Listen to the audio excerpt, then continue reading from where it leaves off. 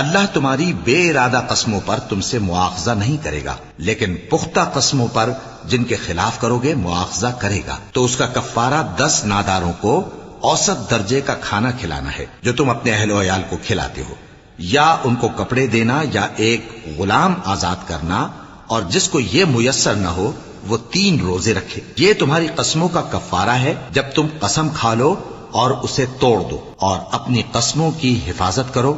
اس طرح اللہ تمہارے سمجھانے کے لیے اپنی آیتیں کھول کھول کر بیان فرماتا ہے تاکہ تم شکر کرو۔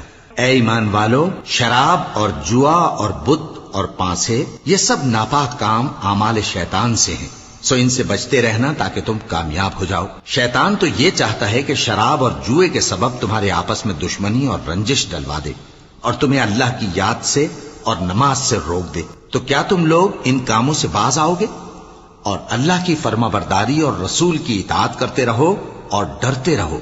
اب اگر منہ پھیرو گے تو جان رکھو کہ ہمارے پیغمبر کے ذمے تو صرف پیغام کا کھول کر پہنچا دینا ہے۔ جو لوگ ایمان لائے اور نیک عمل کرتے رہے ان پر ان چیزوں کا کچھ گناہ نہیں جو وہ کھا چکے، جبکہ انہوں نے پرہیز کیا اور ایمان لائے اور نیک کام کیا، پھر پرہیز کیا اور ایمان لائے، پھر پرہیز کیا اور نیکوکاری کی، اور اللہ نیکوکاروں کو دوست رکھتا ہے۔